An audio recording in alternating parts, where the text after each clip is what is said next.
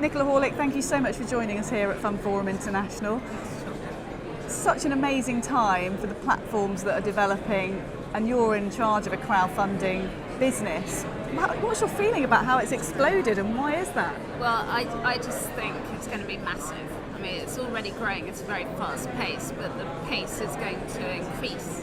And it's because companies need capital to grow, and we lend to SMEs in the UK. Post the credit crunch, they haven't really been able to borrow to any greater extent. And as a result, things like productivity suffered in the UK. The productivity figures are actually pretty terrible. And that's because of a lack of investment. And if companies are going to invest, they need to borrow.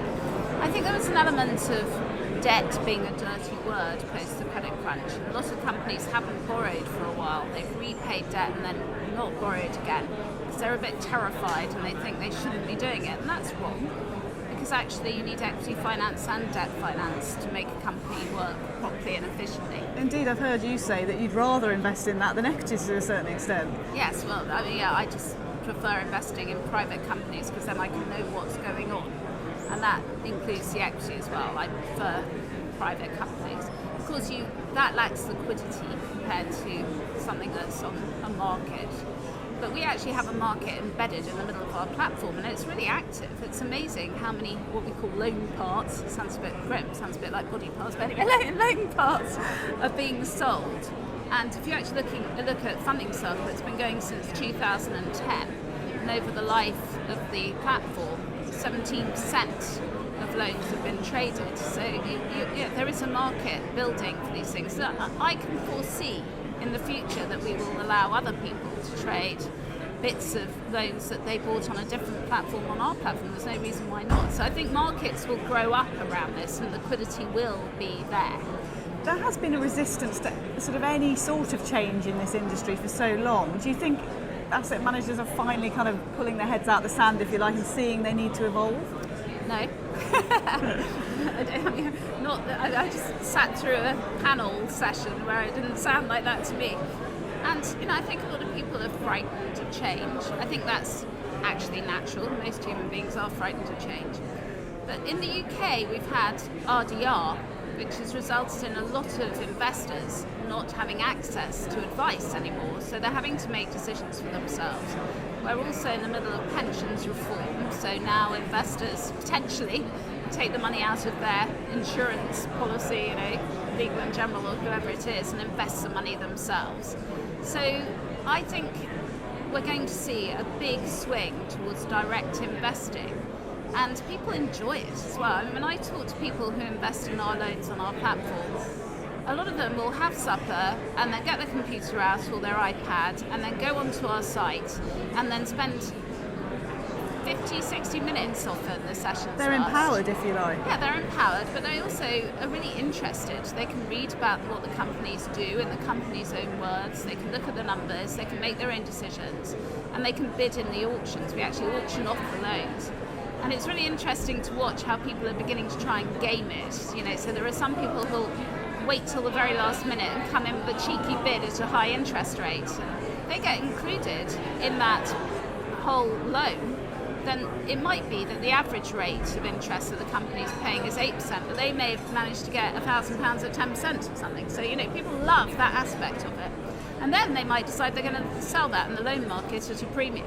So you're beginning to see, day trader mentality, I suppose, coming to play in the whole area. So it's really interesting. It is about empowerment, but it's also about making sure that people are properly informed and properly educated. One of my greatest fears is that people will come onto our platform, might have inherited £10,000 from a relative and then put it all into one very high interest loan. And of course, the higher the rate of interest, the higher the risk. The interest rate is reflecting that it's a less sound company. We would never have anything that was really dangerous, obviously, on our platform. But, I think people have got to understand that if they're building their own portfolios, they've got to make sure that they're diversified and they're not just putting all their eggs in one basket. So it's interesting to hear you say that, because you're somebody who's been in this industry for a long time, yet you seem to be embracing the new, but there you're talking, you've still got to value the knowledge that these asset managers have. No, I mean, this is what is actually really interesting, is that the old methods of doing things, understanding about having portfolios and diversification and managing risk, all the things that I've learned over my life as a fund manager come to play here as well. And the fact that we are fund managers and have fund management permissions gives us a tremendous advantage actually over other platform operators, because we can actually manage portfolios of loans for people on a discretionary basis. So that's an interesting aspect of our business. It was an interesting panel discussion. I know that Derek White from Barclays talked a lot about these companies embracing these Mavericks, if you like, introducing people into the business who bring those fresh ideas and challenge them. Is that something you would like to see happening more? Yeah, I spent far too long actually in big banks, from the age of 22 through to the age of 42, so 20 years. And it used to drive me crazy because every time I came up with an idea, there'd be 10 people lining up to shoot that idea down. And there is an unfortunate thing about big organisations, not just banks. It's so hard to be truly innovative. I mean, there are some that started in a very innovative way and have continued, like the Apples of this world, but they're the new generation of companies. And so I think it is hard for these fund management businesses and banks to really see what is coming towards them, which in my view, they are about to be hit by a huge wave of change, and they're not necessarily seeing it or understanding it. And so, yes, I think it's completely right. What they should be doing is getting new innovative businesses to come in and explain what they're trying to do, and the enthusiasm is incredible. It's like being liberated, having been imprisoned. I didn't realise until I left the world of big bank how liberating it is, A, to run your own business, but B, to be at the forefront of innovation. What do you like about a conference like this in terms of the people you get to have the side conversations with? Do you hear interesting things that you think are happening, and is this a good environment for having conversations away from the panels as well? Yes, I think I'm not a great fan of going to conferences. I absolutely never pay to go to a conference. But luckily I get invited to go and speak at them for free. So, but yes, I think a lot of the benefit of going to a big meeting of your industry is the chat that goes on around the edges, bumping into people and talking about how things are changing and how things are going. And it is very useful.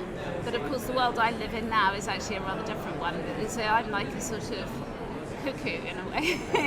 No, I'm an intruder in a cuckoo's nest. So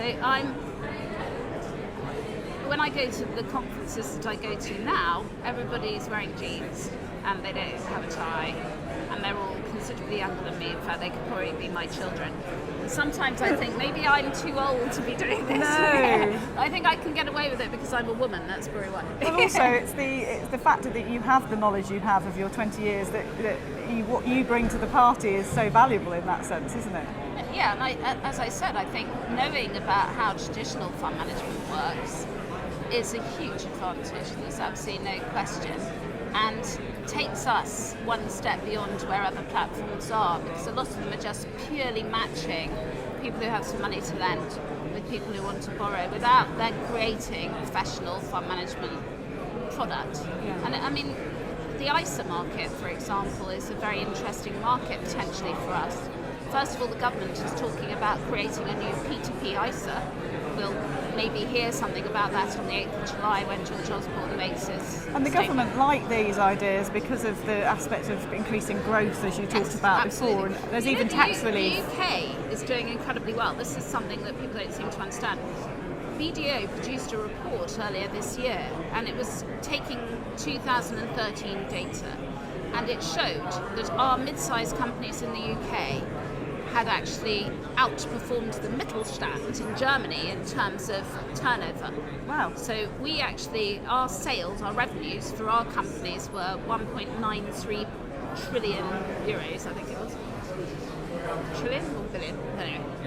And then Germany was 1.73. So we actually outperformed them. And not only that, but in addition to that, we actually employ more people in our mid-sized companies now. They employ 9.1 million people. We employ 9.2.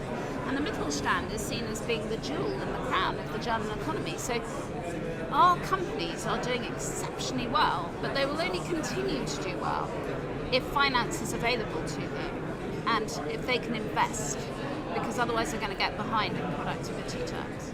And the makeup is obviously different. We've got more services companies, they've got more manufacturing companies, but we're extremely good in the creative industries, financial services.